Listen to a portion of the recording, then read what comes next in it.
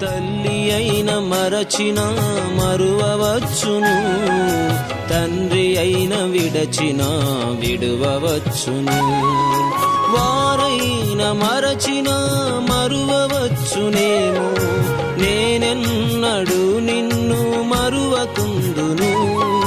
వారైన మరచిన మరువవచ్చునేమో, నేనెన్నడు నిన్ను మరువకుందును.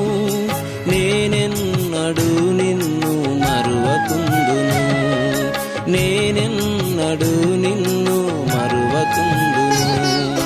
భయము లేదుగా, దిగులు లేదుగా, యేసును నమ్మిన వారికి. భయము లేదుగా, దిగులు లేదుగా, యేసును